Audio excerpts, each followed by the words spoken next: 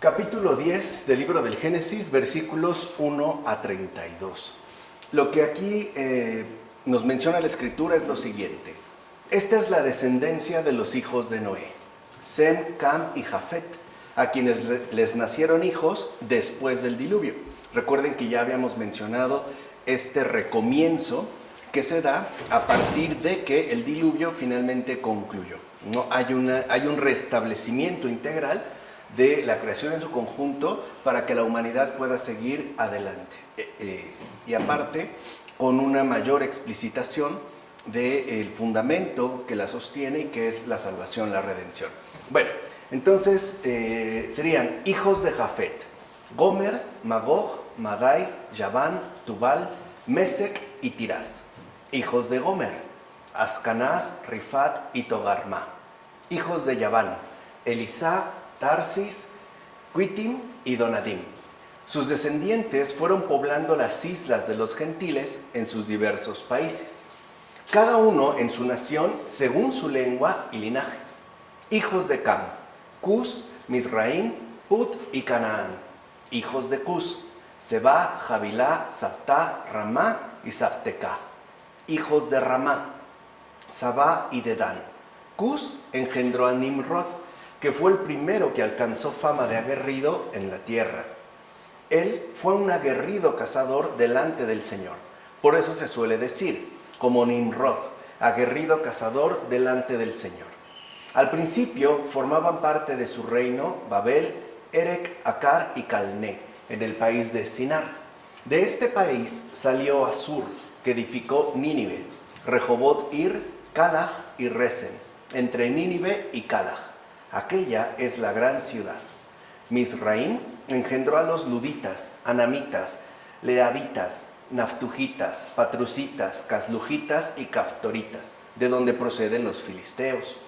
Canaán engendró a Sidón, su primogénito, y a Het, al Jebuseo, al Amorreo y al Girgaseo, el Jebeo, al Arqueo y al Cineo, al Arbadeo, al Semareo y al Jamateo. Más tarde se dispersaron las estirpes cananeas. El territorio de los cananeos abarcaba desde Sidón en dirección a Gerar hasta Gaza, y en dirección a Sodoma, Gomorra, Admá y Seboim, hasta Laza. Hasta aquí los hijos de Cam, según sus linajes y lenguas, por sus países y naciones. También le nacieron hijos a Sem, antepasado de todos los hijos de Eber y hermano mayor de Jafet. Hijos de Sem: Elam, Asur, Arpaxad, Lud y Aram. Hijos de Aram: Uz, Hul, Geter y Mas. Arpaxad engendró a Selah, y Selah engendró a Eber. A Eber le nacieron dos hijos. Uno se llamaba Peleg, porque en sus días se dividió la tierra. Su hermano se llamaba Yoctán. Yoctán engendró a Almodad, Selef, Gesarmabet, Yeraj, Adoram, Usal, Diclá, Obal, Abimael, Seba, Ofir, Javilá y Yobab. Todos estos fueron los hijos de Yoctán. Ellos habitaron desde Mesá en dirección a Sefar hasta los montes de Oriente. Hasta aquí los hijos de Sem, según sus linajes y lenguas, por sus países y naciones. Estos son los linajes de los hijos de Noé, según sus genealogías y naciones. A partir de ellos se extendieron los pueblos por la tierra después del diluvio. Entonces, de entrada, lo que aquí ya vemos es la extensión que ya ha alcanzado la población humana sobre la tierra. Por eso se hace tanto énfasis en los linajes, ¿no?, en los países y las naciones que se fueron conformando poco a poco. Quiere decir que este restablecimiento de la creación, ¿no?, apuntaba justo a una extensión sumamente amplia de la población humana sobre la tierra. O sea, no se había dado pues una restricción con respecto al repoblamiento de la tierra, sino que por el contrario, esta misma extensión parece alcanzar dimensiones sumamente amplias. Ya en Génesis 9, versículo 19, se decía que la tierra se iba poblando a partir de los 3 hijos de Noé. Cosa que ahora, es decir, ya en este capítulo 10, queda confirmado en su respectiva concreción. No recuerden que dentro de la exposición de la Escritura no todo es ni lineal ni cronológico, sino que tiene que ver con la exposición temática que se va desarrollando según sus diversos niveles y según también sus respectivas dimensiones. Entonces lo que vemos es que aquí se pretende comunicar que cada pueblo tiene una tierra asignada por Dios y por lo tanto debe tomar posesión de ella, que es justo lo que se transmite con el término sometedla. O sea que lo que vemos es que la tierra en su conjunto es heredad de las naciones dada por Dios. Hay una indicación pues de que las naciones también tomen posesión de la respectiva tierra que Dios mismo les ha asignado. Por eso el pueblo siempre va a estar en relación con una determinada tierra. O sea, también esto implica que cada pueblo va a arraigar en el suelo que efectivamente le corresponde. Eso es parte pues de su heredad. Podemos decir entonces que la tierra en su conjunto, el mundo pues, como hoy le llamamos, no es una propiedad privada de una nación en particular, sino que cada nación efectivamente está llamada a tomar posesión de esta. De hecho, hasta la fecha, la división que hoy vemos en países tiene que ver precisamente con esta indicación dada por Dios. El hecho de que cada pueblo, en términos de nación, o a cada pueblo, mejor dicho, en términos de nación, le corresponde un determinado territorio.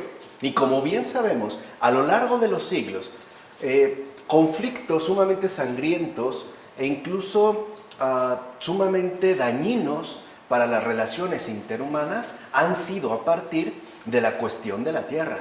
Ya sea porque una nación le quita territorio a otra o porque la otra, ¿no?, busca apropiarse de otros espacios, de otros terrenos, literalmente, que en principio no le corresponden.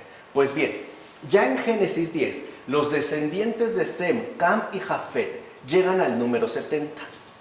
Y esto es importante, porque esta indicación expresa la totalidad de las naciones que ahora llenan la tierra. O sea, quiere decir que aquí está representada de manera simbólica toda la descendencia humana que se ha conformado a partir del acabamiento del diluvio. O sea, se está hablando pues de la humanidad en su conjunto.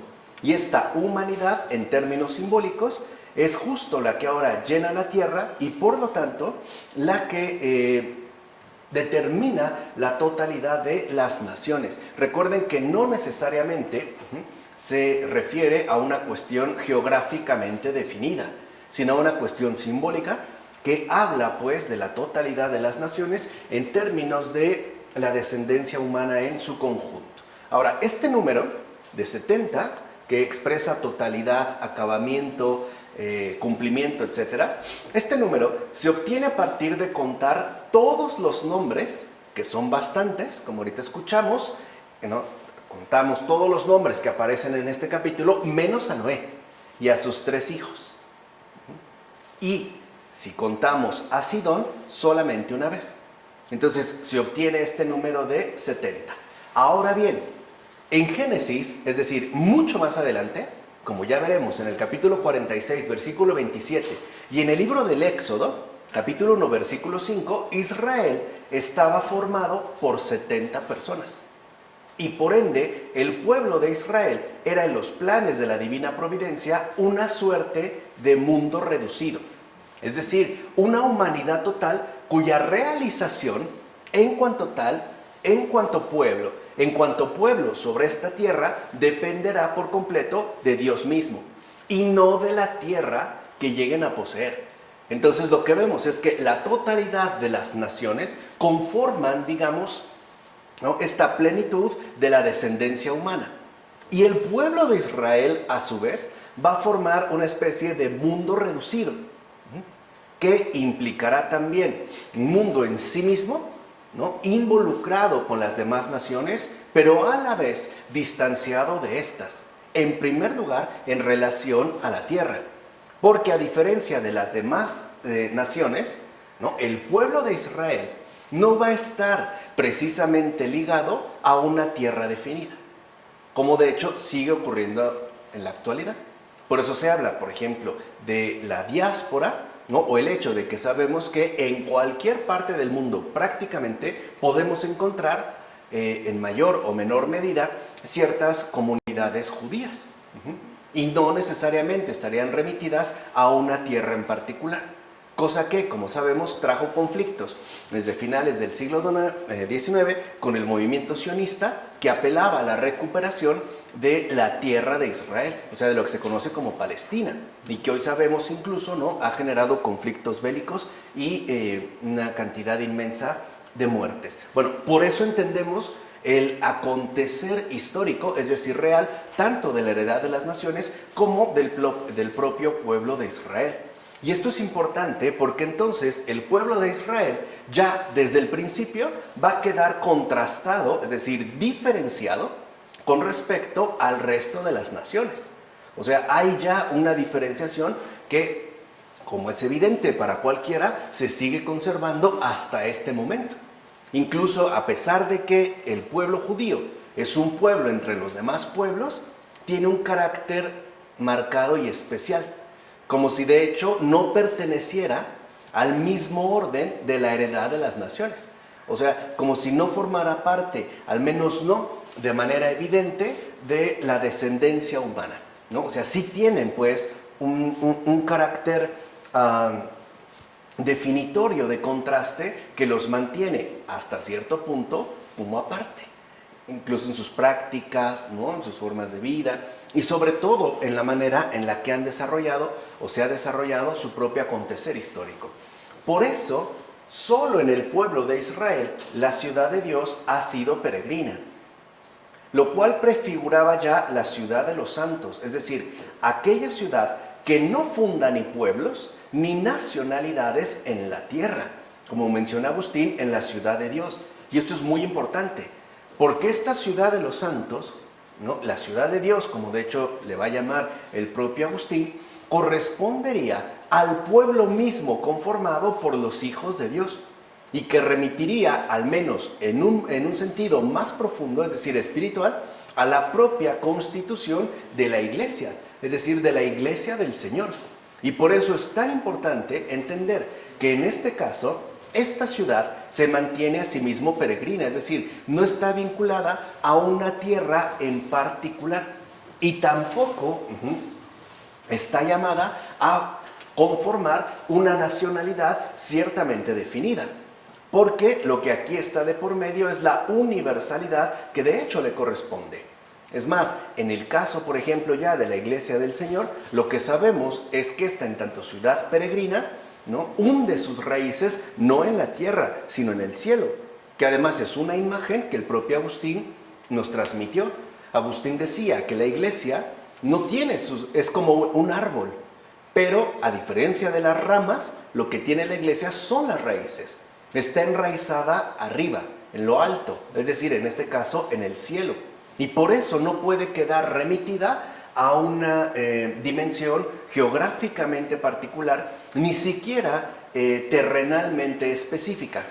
O sea, en este caso, digamos, la ciudad de Dios, en tanto peregrina, lo mismo que en un principio el pueblo de Israel, no está llamada a fundar una nacionalidad particular que incluso estuviera, por decirlo así, al mismo nivel que las otras nacionalidades que conforman el resto de los pueblos, ¿vale? Aquí estaríamos en este, digamos, primer acercamiento. Por otra parte, lo que también llama la atención es que a pesar de tantos nombres que han sido mencionados, el nombre de Nimrod adquiere una mención especial.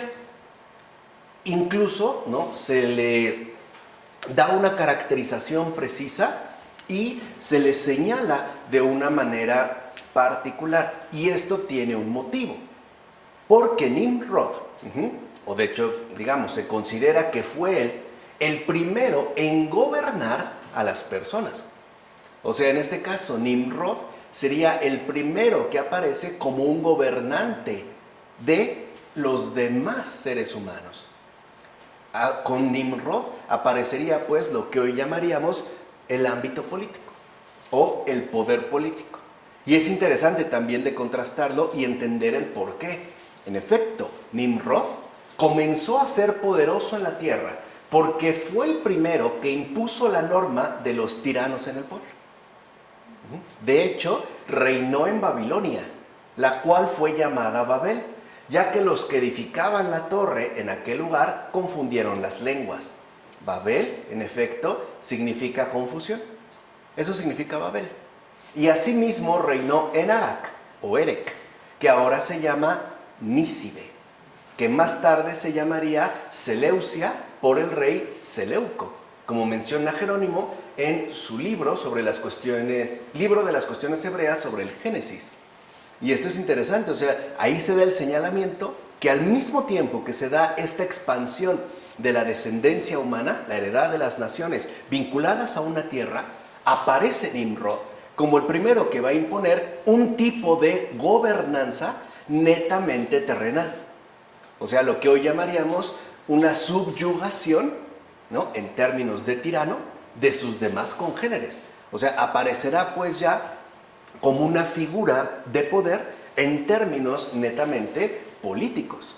Incluso vemos cómo es el primero pues que instituye un tipo de gobierno que implicará subyugar a sus demás congéneres. Sin embargo, también Nimrod, por recaer en la imitación de su antepasado común y no haber utilizado las ventajas de su naturaleza como era debido, recayó a su vez en otro tipo de esclavitud.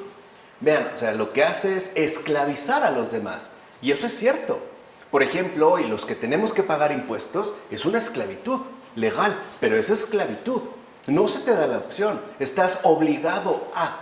Incluso, ¿no?, la propia gobernanza se puede traducir en términos de una especie de esclavitud ciudadana, la cual asumes compromisos que no son otra cosa más que obligaciones de orden político. Y tan son obligaciones que si estas no se cumplen, en consecuencia recibirás sanciones, por no decir castigos. Hoy le llaman multas, pero sigue siendo un castigo. O sea, es parte de esta esclavitud. Ahora, Nimrod esclaviza a los demás, los tiraniza, por eso se le llamaba en estos términos, ¿no?, de tirano.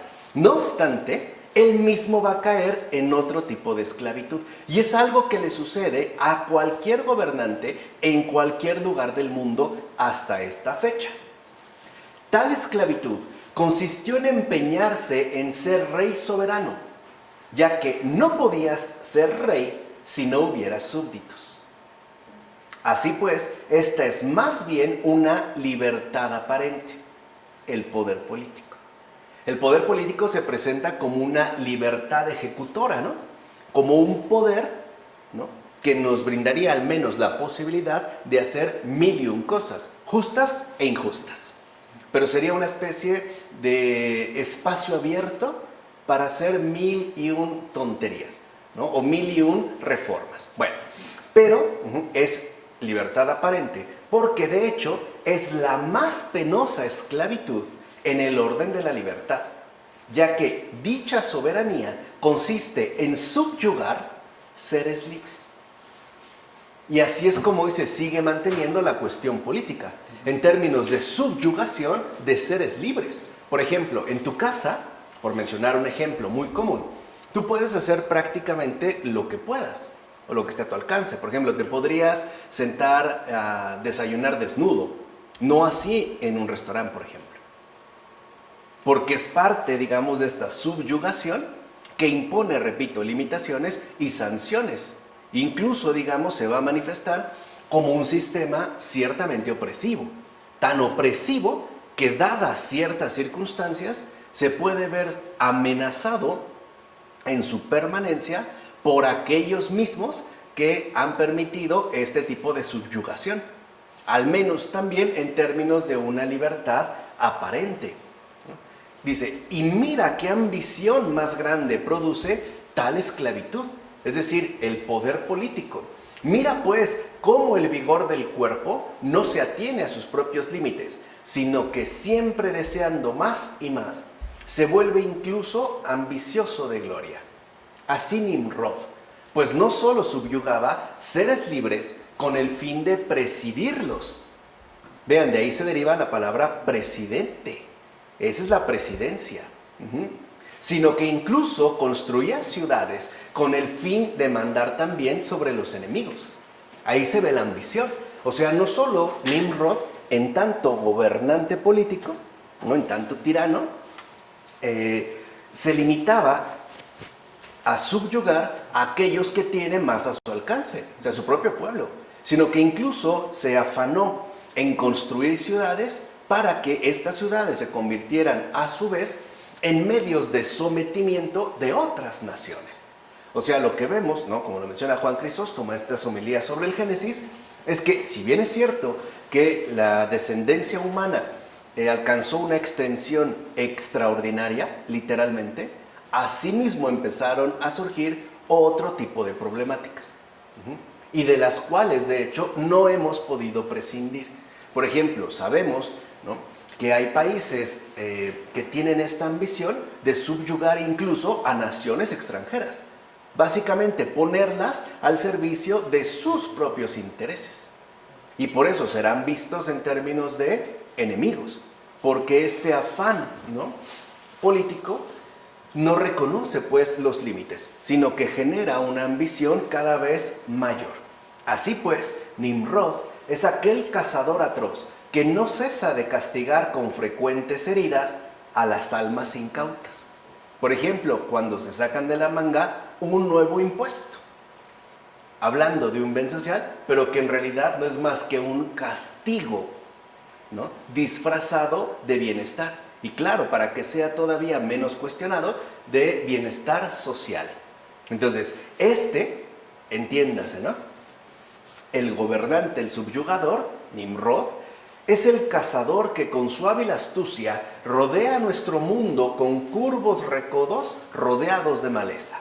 Este es, pues, el que intenta enredar a unos con fraudes y encubiertas trampas y quebrantar a otros con el ataque de sus brazos gigantescos. Díganme si no, en muchas ocasiones la política se refleja en estos términos. Fraudes, trampas encubiertas y quebrantos de muchos. De hecho, en la medida en la que, ¿no?, en la mayor medida posible. Este es Nimrod, es decir, aquel que despliega por todas partes sus triunfos funestos, como menciona Prudencio en el libro sobre el origen del pecado. En consecuencia, aquí se nos advierte del engaño que comporta lo que hoy en día llamamos poder político. O sea, ese enorme poder desplegado para subyugar seres libres a través de sus funestos triunfos. Porque en el caso, por ejemplo, del poder político, lo que aquí se está expresando es que sí es un enorme poder, pero que se obtiene a través de la subyugación de seres libres. Y en la medida en la que estos seres libres sean más subyugados, es decir, en la medida en la que esto que llamamos poder político obtenga cada vez mayores triunfos, evidentemente funestos, mayor entonces será el poder que irá adquiriendo de manera tanto intensiva como extensiva, ¿no? A tal grado que hoy hablamos incluso de grandes potencias mundiales, o bien unas que lo son y estarían en peligro de dejar de serlo, otros que están a punto de llegar quizá a tal estatus, y quizá algunos que, bueno, aunque no lo logren, no pierden al menos la ambición de llegar a ser de esta manera. ¿Se entiende? De hecho, o sea, ciertamente el poder político en digamos, dentro de esta presentación, no es más que el resultado de la subyugación programática funesta, ¿no?, nefasta, de seres libres. El hecho incluso lo podemos ver como en las regulaciones ordinarias que tenemos que asumir en nuestra vida cotidiana. De repente uno se preguntaría, ¿por qué no puedo hacer esto y aquello? O sea, ¿por qué estarían, digamos, como tan determinados mis comportamientos en base a regulaciones que de hecho ni siquiera me preguntaron si estaba de acuerdo o no? Y lo seguimos viendo hoy en día. Por ejemplo, en la actual crisis que atravesamos, hay muchas empresas, por no decir casi la mayoría, que despliegan también este poder, ¿no?, de subyugación a través de, por ejemplo, incrementar el precio de las respectivas mercancías que ofrecen. para no disminuir las ganancias programadas para este año, es decir, antes de la pandemia, ¿no? Hablemos claro. Eso no les interesa tomar en cuenta que haya personas que quizá no tienen ya los recursos suficientes o por lo menos los ingresos que tenían antes del confinamiento. No importa, con tal de mantenerse siempre dentro de un estatus de poder que se vaya desplegando, ¿no? De mil y un maneras. Bueno, por último entonces, tengamos en cuenta lo siguiente: Eber, de quien descienden los hebreos, en virtud de una profecía, puso a su hijo el nombre de Peleg, que significa división. Pues por su culpa se dividieron en Babilonia las lenguas por aquellos días. Como menciona Jerónimo en el libro de las cuestiones hebreas sobre el Génesis. Entonces vean, Babel es confusión. Pero esta confusión, como aquí también se indica, está o resulta inseparable a su vez de la división, que en este caso estaría conformado o estaría más bien dada a partir de lo que hiciera Peleg, hijo de Eber, descendiente precisamente de los hebreos. Porque vean, y aquí es donde podemos expresar este contraste importante. Al inicio dijimos que el pueblo de Israel había quedado contrastado de las demás naciones en tanto un pueblo gobernado por Dios, no un pueblo gobernado por cualquier tirano. O sea, no presidido pues por otro ser humano y además lleno de ambición. ¿Qué es aquí entonces lo que ha ocurrido? En lugar de mantenerse pues dentro de esta línea asignada, tal pareciera que con el hijo de Peleg, es decir, hijo de Eber, ¿no?, del cual descienden los hebreos, también se busca dividir y establecer o afanarse, ¿no?, en poder alcanzar el estatus de una nación más entre las demás naciones. Por ejemplo, teniendo un rey poderoso. Por eso en la Biblia se va a hablar también del libro de los reyes. Y cuando aparecen los profetas, una y otra vez estarán insistiendo precisamente en que la verdadera gobernanza del pueblo no puede ser idéntica a la gobernanza de las demás naciones. O sea, no pueden pues vivir según los condicionamientos establecidos vía los poderes terrenales, sino que tendría que haber justamente una diferenciación marcada. Entonces, lo que era, digamos, una cuestión de ejemplo, a su vez, ¿no?, o de contrastación importante o fecunda, aquí parece romperse y generarse entonces más bien una especie de ruptura. Y eso es importante, porque no se trata de romper, se trata de ejemplificar. Hoy en día, al parecer, no se da esta ejemplificación, por ejemplo, en el caso del pueblo judío, sino esta división. Incluso esta especie de división marcada, ¿no? El hecho de no tener incluso como una relación con los demás. Entonces pareciera que se ha perdido al menos la asignación de manera inmediata, aunque el Señor sabemos que nunca cambia, ¿no?, lo que ha instituido, porque lo hace bien de una vez y para siempre. Sí, el acento ha cambiado. O sea, en lugar de ver ahí en el pueblo de Israel un ejemplo, pareciera que entonces lo que vemos ahí es un contraste, ¿no?, que nos llevaría a una especie de división, ¿no?, a una especie de alejamiento, pues, ¿no? Así, ya con ello, si lo ven en el capítulo 10, es, digamos, los temas que ciertamente ha desarrollado y en los cuales se concentra, y así llegamos al último capítulo de esta sección, que puede ser a su vez, ¿no?, reconocida de cierta manera como independiente, aunque en relación con todo lo que vendrá después. Es decir, el libro del Génesis, en general, está constituido por dos grandes elementos, que, insisto, conforman una unidad, pero que sí pueden ser diferenciados entre sí. La primera parte, por decirlo así, remitiría a los capítulos 1 a 11 en su conjunto.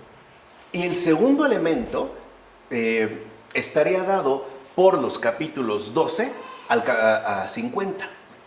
Son los dos elementos que se dan. Entonces, una vez que aquí ya se mencionó, digamos, este rasgo distintivo, ¿no?, y cómo es que han estado sucediendo las cosas en esta tierra después del diluvio, se pasa a este último capítulo que va a resultar importante, porque por un lado resume, ¿no?, a su modo, a su estilo, todos los capítulos anteriores.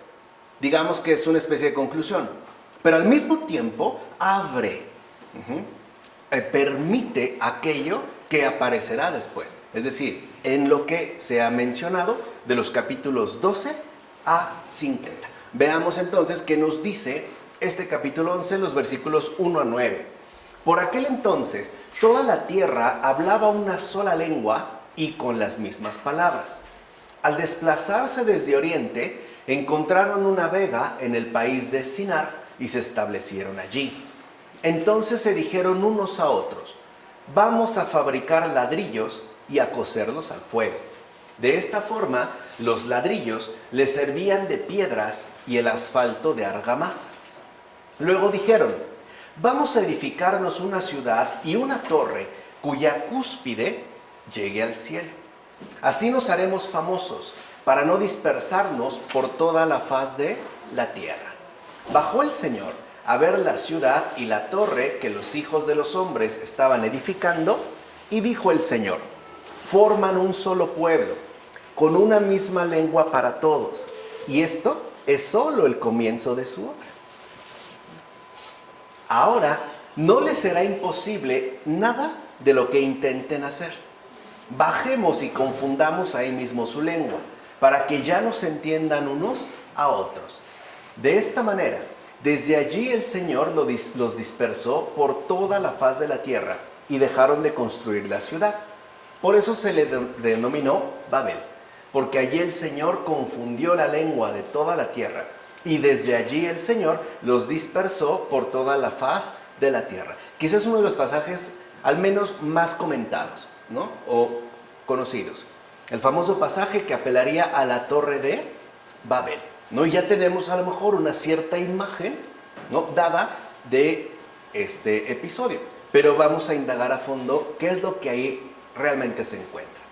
En primer lugar, aquí se menciona lo siguiente: los seres humanos quieren vivir en una gran ciudad terrenal construida por ellos mismos, en lugar de dirigirse a su verdadera patria celestial. ¿Se dan cuenta la continuidad con el capítulo 10? Cuando les puse el ejemplo de la ciudad de Dios, que de acuerdo con Agustín está enraizada en el cielo y no en esta tierra, hay entonces un desvío. Ahí está lo que yo les había dicho en base a esta especie de desviación. Porque ahora, en lugar de dirigirnos, ¿no?, hacia la patria celestial, o sea, hacia el encuentro con el Padre, parece que nos aferramos a construir una especie de ciudad propia en la cual supuestamente alcanzaremos todas nuestras humanas metas y por ende se cumplirán todas nuestras humanas expectativas. Entonces, si lo ven, ahora en lugar de construir para el cielo, parece que todo, ¿no?, se limita a la construcción para esta tierra y además según esta tierra. No olviden la figura de Nimrod. Bien, y la lengua común que parecen compartir consiste en una suerte de maldad creciente que de hecho tiende a coincidir en sus malévolos propósitos. O sea, no está hablando precisamente de un lenguaje como tal, ¿no?, sino de una especie de lengua compartida que en efecto coincidiría con una especie de malevolencia, ¿no?, que incluso conduciría a establecer cercanías con respecto a los propósitos malvados que se quieran realizar. Es como tanto como decir que, ¿no?, tenían una misma lengua, o sea, cuando se habla en estos términos, como que ya estaban de acuerdo en hacer el mal y aparte hacerlo de manera conjunta, ¿no? Como cuando alguien se organiza para hacer algo malo y estuvieran más o menos todos de acuerdo, incluso la mayoría. Bueno, además, el desplazamiento conjunto de los seres humanos hacia un solo lugar, ¿se acuerdan lo que dijimos? Cada pueblo, su propia tierra. Aquí hacen lo opuesto. No, ahora todos congregados en un solo lugar. Porque el desplazamiento conjunto, decimos, de los seres humanos hacia un solo lugar es opuesto al deseo divino de que cada grupo se establezca en su propio territorio. Entonces, Dios indica algo y nosotros, seres humanos, optamos por lo opuesto. O sea, por resumirlo, ¿no? Dios dice sí y nosotros decimos no. Dios dice no y nosotros decimos sí. Dios dice todos juntos, no, cada quien por su lado. Dios dice, bueno, entonces cada quien por su lado, no, ahora todos juntos. ¿Se entiende? Entonces ya se marcan estos contrastes. Ya vemos cómo esta repoblación de la tierra, les dije, ha surgido o ha traído consigo a su vez el surgimiento de nuevas problemáticas y de nuevas dificultades muy particulares. De hecho, el plan humano, que es lo que se expresa en los propósitos mencionados en los anteriores versículos, y la voluntad divina se oponen claramente con estas expresiones. O sea, ahí se establece ya el contraste entre los planes humanos y la voluntad divina. ¿Cómo se manifiesta en la Biblia este contraste? Por ejemplo, al decir, humanamente, vamos a hacer ladrillos. O sea, algo que pesa, vamos, ¿no?, a construir algo sólido, algo que se quede aquí, algo que pese, algo que ostente, algo llamativo. Mientras que la postura de Dios es, bajemos a confundir su lengua. O sea, acabemos de una vez con sus malvados planes. ¿Se entiende? O sea, a veces cuando muchos se reúnen para hacer algo grave, lo mejor sería que dispersarlos. ¿Qué sucede en las cárceles? ¿Por qué no están todos en un gran cuarto común? ¿Por qué están cada uno en su celda? Y más cuando son cárceles de máxima seguridad. Vamos a confundir su lengua. Vamos a desbaratar sus planes. Bueno, por tanto, este sería un ejemplo más de la recalcitrante desobediencia humana, que en este caso pretende alcanzar los cielos por caminos completamente equivocados. Por ejemplo, a través de la fama y la grandeza terrenal. ¿Cuántos mausoleos hechos de ladrillos también no pretenden, ¿no?, alcanzar esta fama y esta grandeza terrenal como si se tratara de algo realmente grande? Y en lugar, pues, de proponernos, ¿no?, alcanzar los cielos, tal parece que por el contrario, porque el problema no es el deseo del cielo, para eso fuimos hechos. El problema es los caminos equivocados que tomamos. Es análogo a lo que sucede con la felicidad. El problema no es ser felices, para eso fuimos hechos. El problema es a través de qué pensamos que lo vamos a conseguir. Ese es el problema. El problema en sí no es la felicidad. El problema es a través de qué estamos convencidos que lo vamos a lograr. Muchos pensamos que, por ejemplo, seremos felices o bien alcanzaremos los cielos si nos ponemos a construir ladrillos. Y se nos olvida algo muy importante. Al cielo uno llega ligero. Ligerito. Nadie llega cargado. Por eso, como dijo en una ocasión de manera muy gráfica el Papa Francisco, ¿cuándo han visto que detrás de una carroza funeraria vaya un gran camión de mudanzas con todos sus ladrillos? Nunca. Pesan.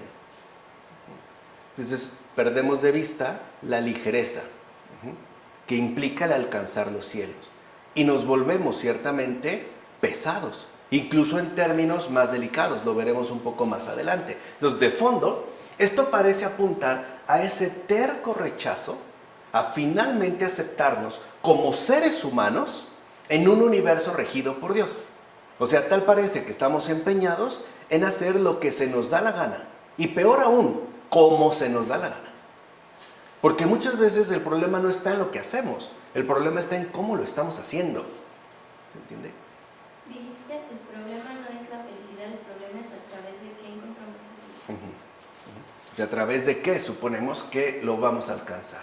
En contraste, fíjense, no olvidemos que más adelante, es decir, en Génesis 12, capítulo 12, versículo 2, que es ya se dan cuenta, como les dije, que es como una conclusión y al mismo tiempo una apertura de lo que, ¿no?, estará por venir, es decir, de los capítulos 12 a 50. No olvidemos entonces que más tarde, o sea, en el libro del Génesis, capítulo 12, versículo 2, Dios mismo le va a decir a Abraham, haré famoso tu nombre. ¿Se dan cuenta de la diferencia? O sea, en este primer momento, ¿no? La humanidad quiere alcanzar la fama por cuenta propia, cuando es Dios quien nos quiere dar este alcance, esta dimensión. Así pues, de manera negativa, puede decirse que la confusión de la lengua apunta al debilitamiento del orgullo humano. Y sí es cierto, porque a veces incluso para ponernos de acuerdo es tremendamente difícil, por una simple razón, porque cada uno de nosotros, humanamente, quiere hacer lo que se le da la gana. Cada uno. O sea, pareciera pues, ¿no? El orgullo humano siempre es como impositivo. O sea, me gustaría o quisiera que todos los demás se sometieran a mí. Entonces, aquí se da de manera negativa este debilitamiento del orgullo humano. Pero de forma positiva es aquello que promueve la humildad. Que eso es algo importante. O sea, el recurrir a Dios para llevar a cabo nuestros respectivos planes. Quiere decir que entonces nos confunde, rompe este afán de alcanzar el cielo por medios humanos, para que al no estar disponibles, ¿no? Al quedar silenciada o por lo menos cortada esta posibilidad, en humildad nosotros nos dirijamos al Señor para que se realicen nuestros más profundos deseos. ¿Se entiende? O sea, de manera negativa, claro, ¿no? Hay un debilitamiento del orgullo humano. Pero de manera positiva, esto es justo, digamos, la gran lección de humildad. Y eso es algo que el Señor sigue aplicando hasta estos días. Por ejemplo, a veces humanamente hablando, ante una dificultad, o mejor aún, ante una gran dificultad, podemos estar absolutamente convencidos de que si yo no la puedo resolver, alguien que yo tengo en la mira me va a sacar de ese apuro. Y pretendo juntarme, vamos a construir ladrillos. Pero resulta que a la hora de la hora me mandó al carajo. No me ayudó. Confundió la lengua. Y esto es un debilitamiento del orgullo. Primero, porque las cosas no se van a resolver según tu propio proceder.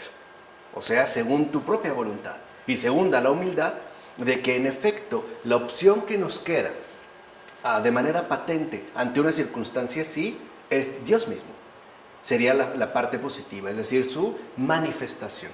De hecho, como dijera este gran escritor George Bernanos, al hablar de la esperanza cristiana, decía que la verdadera esperanza cristiana es una desesperación superada. O sea, es la anulación de todo lo terreno, esa es la desesperación, pero superada por la aparición, ¿no? de Dios mismo, es decir, por su salvación, de la manera que sea. En consecuencia, Dios quiere ser siempre nuestro apoyo y nuestra guía, es decir, nuestra más esencial realidad.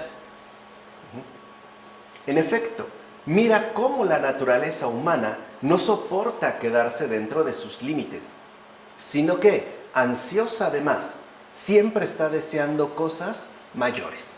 De hecho, es esto lo que pierde mayormente al género humano. Vean, es esto lo que pierde mayormente al género humano, a saber, que no quiere reconocer la medida de su propia naturaleza y por ende siempre está ansiando cosas mayores, es decir, fantaseando con lo que está por encima de su valía. De ahí pues que quienes se sienten arrebatados por los asuntos mundanos, en cuanto se rodean de riqueza y poder, como si se olvidaran de su propia naturaleza, quieren ser alzados hasta una altura tal que finalmente vienen a hundirse en lo profundo. Cualquiera puede ver que esto acontece cada día, sin que ni así entren en razón los demás. Y es cierto, ¿cuántas cosas no suceden y no nos sirven para nada, ¿no? Al contrario, quizá los demás se detienen durante un breve tiempo, pero pronto se olvidan de lo sucedido y de nuevo se encarrilan por el mismo camino nefasto que aquellos. Y por tanto, terminan hundiéndose en el mismo precipicio. Es esto justamente lo que sucedió cuando los seres humanos se desplazaron desde Oriente y emigrando abandonaron por tanto su primera morada, como afirma Juan Crisóstomo en sus homilías sobre el Génesis. O sea que al abandonar nuestra primera morada celestial, Lo que finalmente encontramos es el hundimiento, o sea, la confusión. El hecho de quedar plenamente como extraviados. El hecho de quedar plenamente confundidos, el no saber justo, ¿no?, lo que está sucediendo. Babilonia quiere decir confusión. Y esta fue la ciudad que fundó el gigante Nimrod, ¿no? Ya dijimos, el tirano, el primer tirano. Era de hecho como la metrópoli o la corte del reino, aunque no fue perfeccionada hasta el extremo que se imaginaba la impía soberbia. En efecto, en los planes humanos estaba el hacer una torre extraordinariamente alta, es decir, según su expresión, elevada hasta el cielo.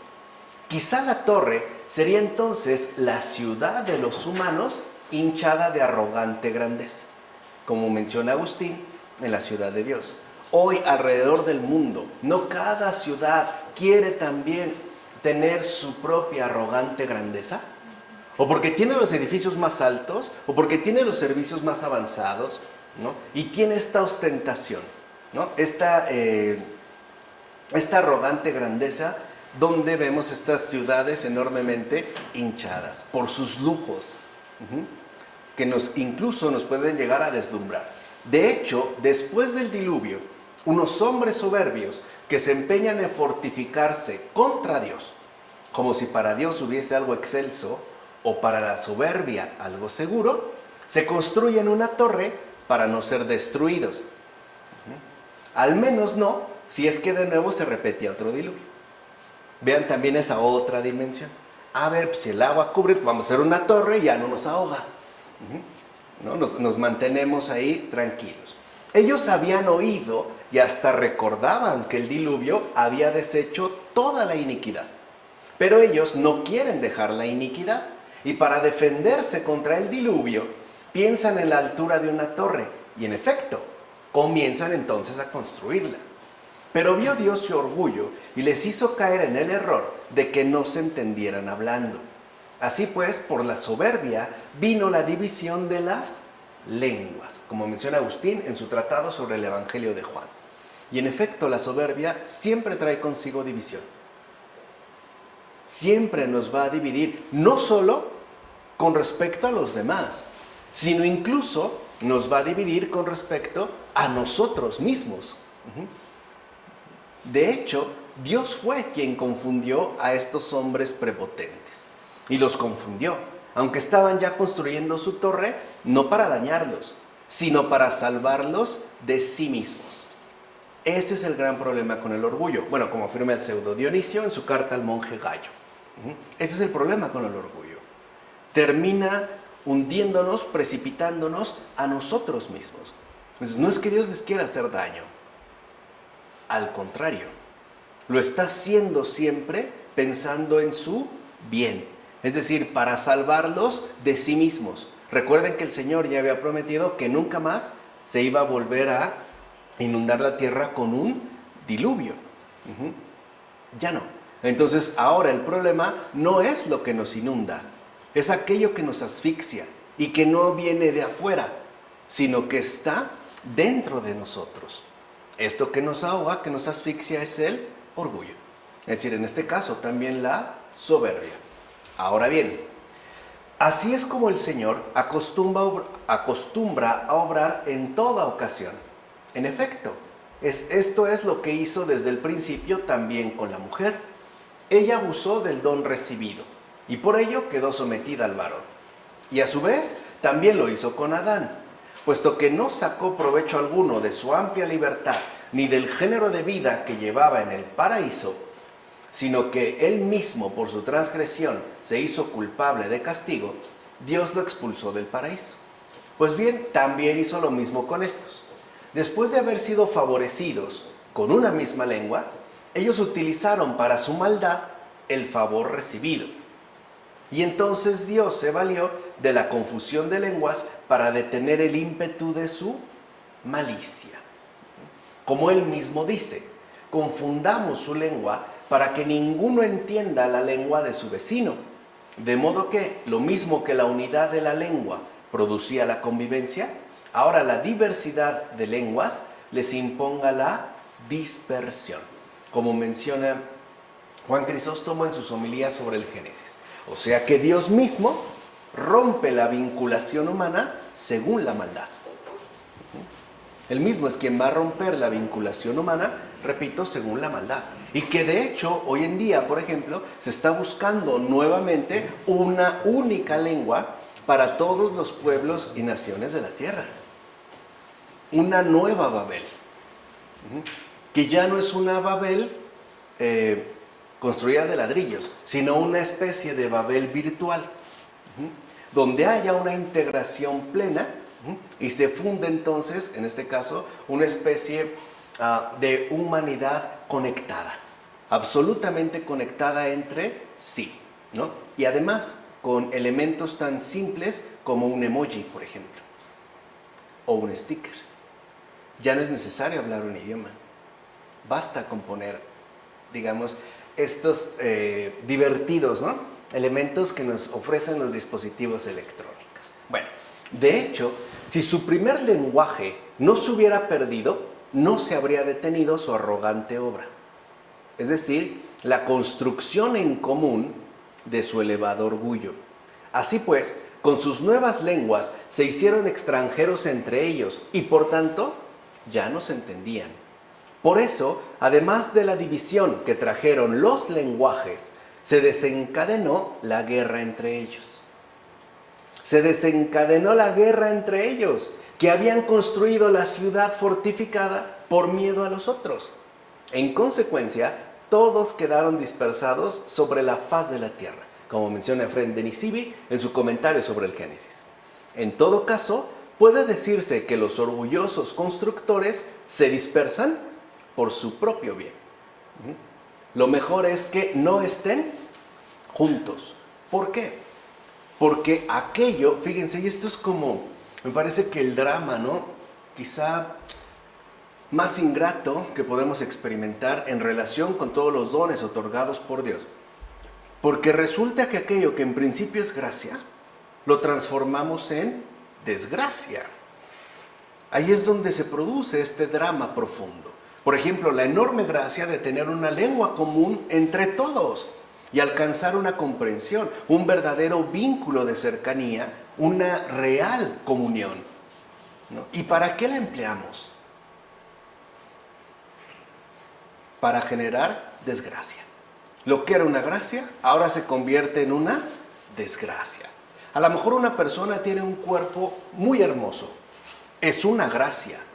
Y a lo mejor lo convierte, la transforma esta gracia en desgracia, provocando infidelidades, destruyendo matrimonios y acabando con familias. Lo que era una gracia, ahora se convirtió en una desgracia. A lo mejor alguien tiene una inteligencia muy potente y la emplea para cometer fraudes multimillonarios. La gracia ahora se transforma precisamente en desgracia.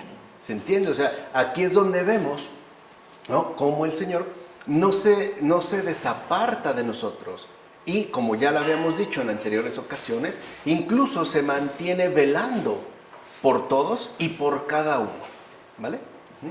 En efecto, al igual que es agradable, fíjense, que los santos estén juntos, así también un conciliábulo de malhechores resulta detestable. De hecho, cuanto más se junten y congreguen, mucho peores serán. ¿Qué sucede, repito, en las prisiones? Porque el momento, ¿no?, de mayor tensión es cuando las prisiones de máxima seguridad tienen su hora de esparcimiento y pueden coincidir, por ejemplo, en el patio común. Porque mientras estos más se junten y congreguen, mucho peores serán. Se vuelven mucho más agresivos, mucho más destructivos. Así pues, fue en beneficio suyo que se vieron dispersados quienes construían la torre de Babel contra Dios. Malo fue, pues, su acuerdo, pero provechosa su dispersión, como menciona Jerónimo en su tratado sobre los Salmos.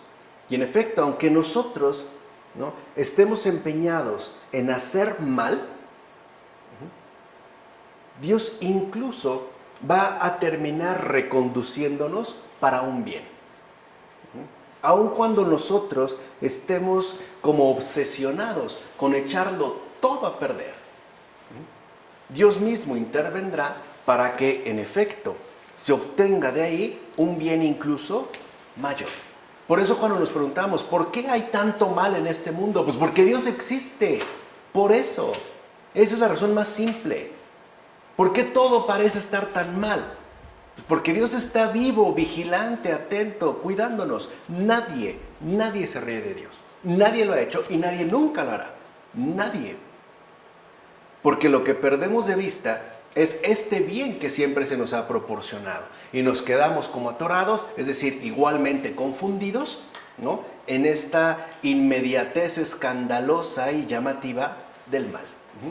Por último, detengámonos en lo siguiente. También ahora, fíjense, esto me parece muy, muy bonito. También ahora hay muchos que imitan a estos, los de Babel. Babélicos, digamos, ¿no? Hoy hay muchos, pero muchísimos, creo que cada día hay más babélicos.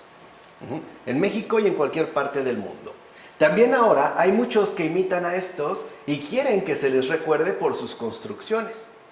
Entonces edifican espléndidas mansiones, grandiosos baños, majestuosos palacios e imponentes pórticos.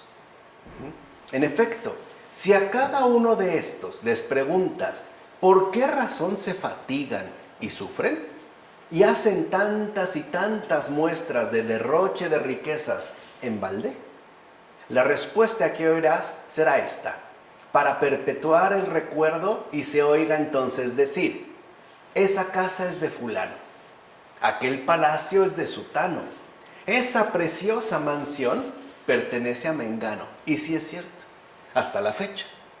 Oye, mira, ¿ya viste esa casa? Sí, fue de fulano, de tal, ¿no? Oye, qué bonita casa, ¿de quién es? O sea, como para perpetuar la fama, incluso de algunas celebridades, ¿no?, que hasta se convierten en museos y no sé qué yo. Bueno, dice, ahora bien, todo esto no merece consideración de recuerdo, sino acusación.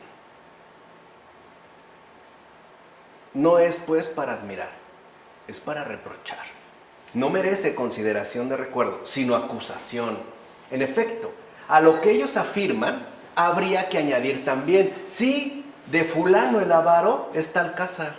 O bien, sí, de ese ladrón es aquel palacio. O bien, es cierto, de ese expoliador de viudas y huérfanos es esta mansión. Hoy podríamos decir, sí, de ese injusto, ¿no?, que subyuga a sus semejantes para enriquecerse de manera propia. Sí, de ese corrupto que ha deshecho familias y destruido, ¿no?, esperanzas por sus ambiciones. Sí, de ese avaro, de ese tacaño, ¿no? De esa es la mansión. Dice, así pues, esto no es disfrutar de recuerdo, sino ser blanco de constantes acusaciones. Es decir, ser objeto de infamia, incluso después de la muerte. De hecho, las lenguas de los espectadores se aguzan y con razón difaman y acusan al dueño de todo ello. Ahora bien, si tú en verdad estás plenamente ansioso de un recuerdo perpetuo, entonces yo te mostraré el camino por el que puedas ser siempre recordado. Y, gracias a tu muy buena reputación, consigas también amplia libertad en el tiempo futuro. ¿Cómo pues podrás ser recordado cada día y ser objeto de alabanza, incluso después de emigrar de esta vida? Muy fácil, si esas riquezas las repartes entre las manos de los pobres. Reniega, por tanto, de tantas piedras, es decir, de las suntuosas construcciones que tanto te acusan, y dáselas a los pobres, como afirma Juan Crisóstomo. Y hay veces que estas piedras, ¿no?, son las que incluso presumimos. Por ejemplo, el piso que me trajeron de tal país, ¿no?, que pesa tanto. Sí, pero no es en realidad una admiración, es una acusación. Es un señalamiento. Y además es un señalamiento a muy largo plazo. Llegamos pues así ya a este capítulo 11, versículos 10 a 28. Esta es la descendencia de Sem. Cuando Sem tenía 100 años, engendró a Arpaxad, 2 años después del diluvio. Después de engendrar a Arpaxad, Sem vivió 500 años y engendró hijos e hijas. Arpaxad tenía 35 años cuando engendró a Selah. Después de engendrar a Selah, Arpachsad vivió todavía 403 años y engendró hijos e hijas. A la edad de 30 años, Selah engendró a Eber. Después de engendrar a Eber, Selah vivió todavía 403 años y engendró hijos e hijas. A la edad de 34 años, Eber engendró a Peleg. Después de nacer Peleg, Eber vivió todavía otros 430 años y engendró hijos e hijas. A la edad de 30 años, Peleg engendró a Reú. Después de engendrar a Reú, Peleg vivió todavía 209 años y engendró hijos e hijas. A la edad de 32 años, Reú engendró a Serug. Después de engendrar a Serug, Reú vivió todavía 207 años y engendró hijos e hijas. A la edad de 30 años, Serug engendró a Nahor. Después de engendrar a Nahor, Serug vivió todavía 200 años y engendró hijos e hijas. A la edad de 29 años, Nahor engendró a Terah. Después de engendrar a Terah, Nahor vivió otros 119 años y engendró hijos e hijas. A la edad de 70 años, Terah engendró a Abrán, Nahor y Harán. Esta es la descendencia de Terah. Terah engendró a Abrán, Nahor y Harán. Harán engendró a Lot. Harán murió antes que su padre Terah en su país natal, Ur de los Caldeos. Entonces, ¿qué vemos aquí? Que el objetivo inmediato de esta genealogía consiste en relacionar a Abraham, el antepasado de Israel, con Sem, el hijo mayor de Noé y padre de los semitas. De este modo, se logra equiparar a Abraham con el justo Noé, en quien, como hemos visto, Dios hizo posible un nuevo comienzo para la humanidad. De hecho, Terah y sus 3 hijos reciben la renovación de la bendición divina hecha a Noé. Entonces, así pues, la familia de Terah se encuentra ya más cerca de realizar finalmente el mandato de encaminarse a la tierra asignada por Dios. Por cierto, Eber es el antepasado directo de los hebreos, y el nombre Abraham, que es variante dialectal del nombre Abraham, es resultado de la unión de Ab, padre, con Ram, exaltado.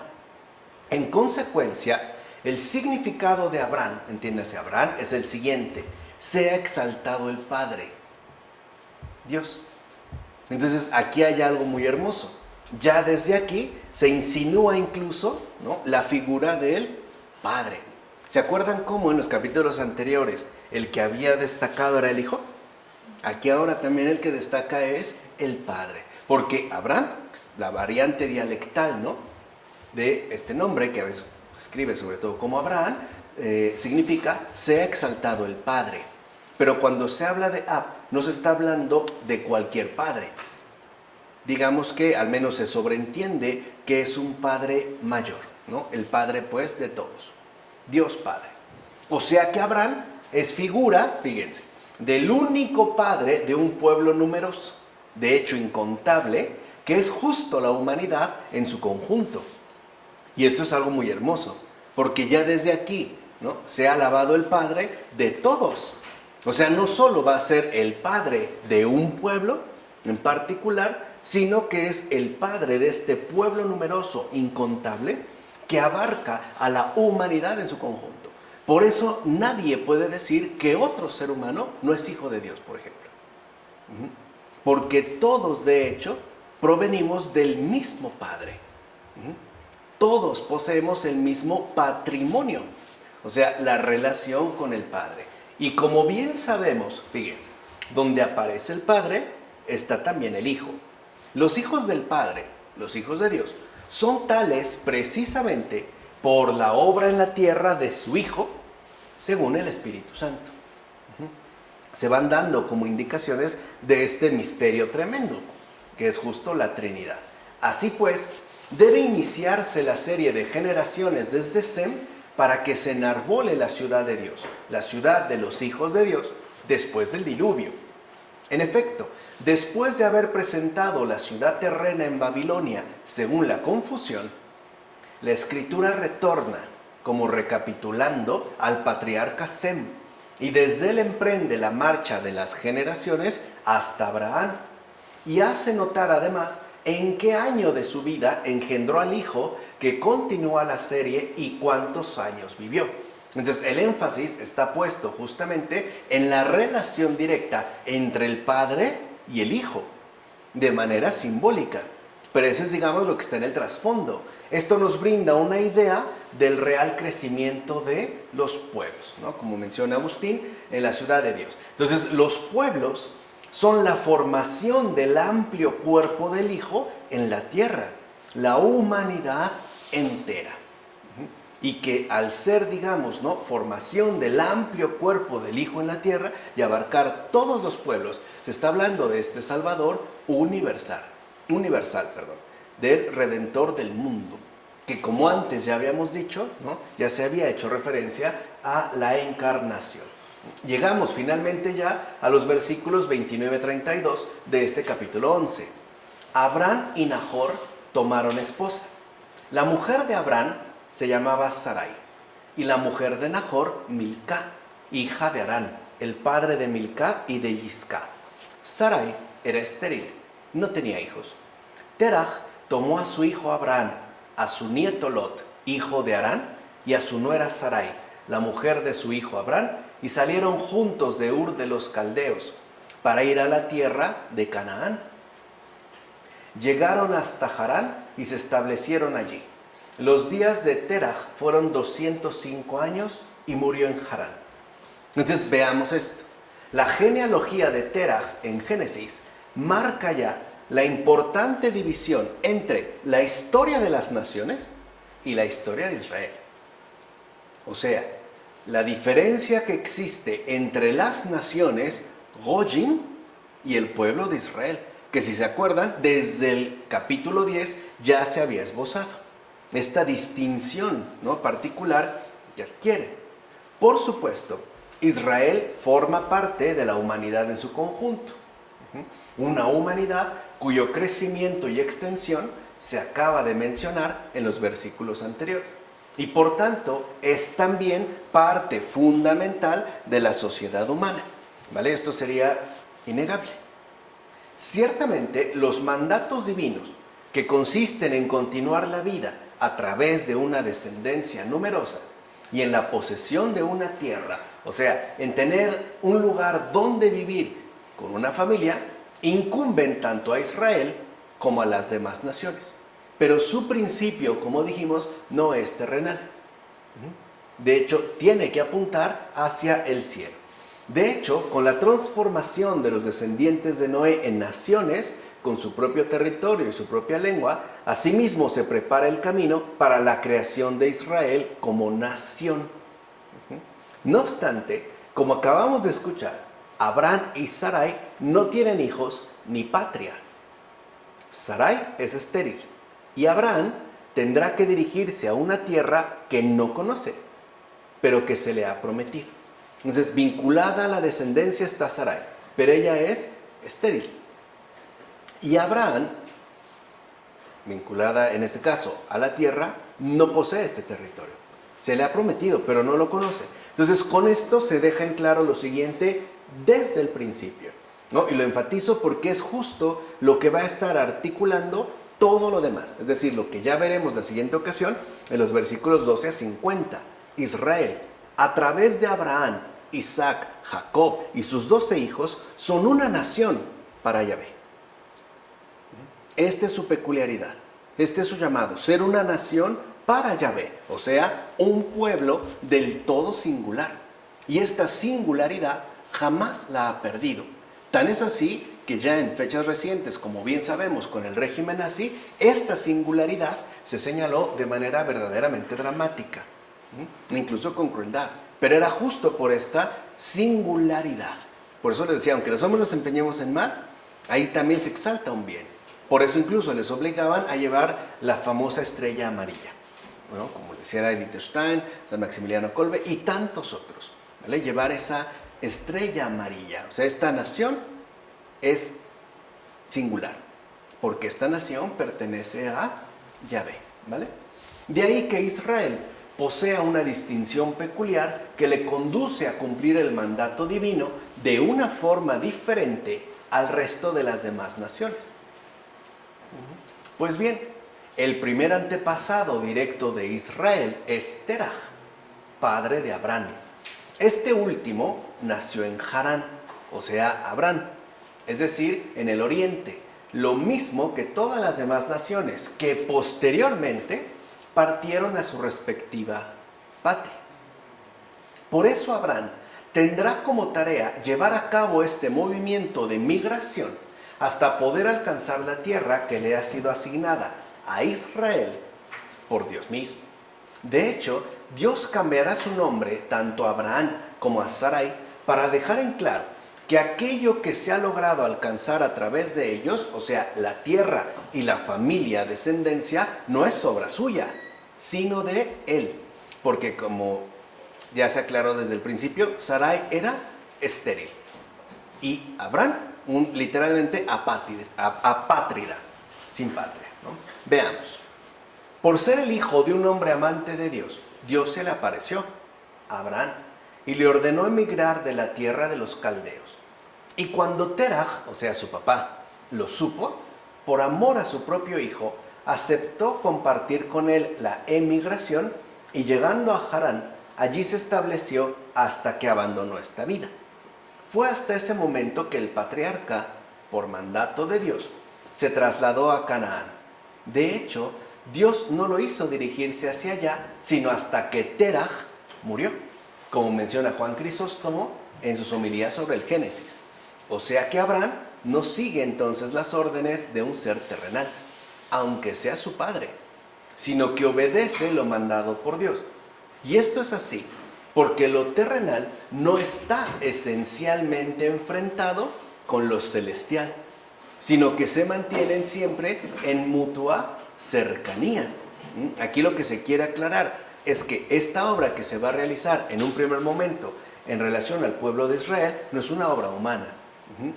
No tenían, digamos, las condiciones necesarias ni Sarai ni Abraham para llevarlo a cabo. Ahora bien, quizá debamos tomar en cuenta lo siguiente. Resulta que después, cuando Abraham envía a un siervo a buscar esposa para su hijo Isaac, se dice, ¿no? Lo veremos más adelante. Tomó el siervo 10 camellos de los de su señor y llevando consigo toda clase de bienes de su amo, puesto en camino, se fue a Mesopotamia, a la ciudad de Nahor. Pues bien, por este y otros testimonios de la Escritura Sagrada, se prueba que Nahor, hermano de Abraham, salió también del país de los caldeos y fijó su residencia en Mesopotamia, donde de hecho había morado antes Abraham con su padre Teraj. ¿Por qué no menciona esto la Escritura cuando afirma que Teraj salió con los suyos de la Caldea y se estableció en Mesopotamia? Siendo así que ciertamente menciona como sus acompañantes a Abraham, su hijo, a Sara, su suegra, y a Lot, su nieto. ¿Qué otra razón podemos dar sino que tal vez había apostatado Nahor de la religión de su padre y de su hermano, y había dado su nombre a la superstición de los caldeos, y por eso emigró también él, como menciona Agustín en La Ciudad de Dios? Así pues, ¿no?, puede decirse entonces que hay dos maneras de moverse en esta tierra. Y es justo también lo que aquí ya se nos va a poner, ¿no?, de manera mucho más evidente. Una es por pura equivocación, es decir, alejándose del amor de Dios y cayendo, por tanto, en la superstición. En cambio, la otra consiste en amar a Dios y por ende en moverse con entera fidelidad hacia la patria por él ofrecida. De hecho, aquello que llamamos patria es justo la sede del Padre. O sea, aquello que nosotros llamamos patria es justamente la sede del Padre. Es decir, a donde el Hijo quiere llevar a todos los pueblos y naciones. Por eso Abraham, ¿no?, junto a Sarai, está justamente expresando la manera de poder dirigirse hacia esta sede del Padre y por ende cumplir la voluntad del Hijo. Llevar allí, ¿no?, a la sede del Padre, a todos los pueblos y naciones. que en pocas palabras es justo lo que llamamos cielo. Entonces, esta sede del Padre va a ser aquello que se tenga, digamos, como muy presente o muy en cuenta al momento de dar inicio con los pormenores que corresponden a Abraham hasta terminar en la figura de José. Pero ya hemos visto justamente el por qué, cuál ha sido la base, cuál ha sido el inicio. Por eso ya la siguiente ocasión nosotros comenzaremos a partir del capítulo 12, ¿de acuerdo? En nombre del Padre, del Hijo, del Espíritu Santo.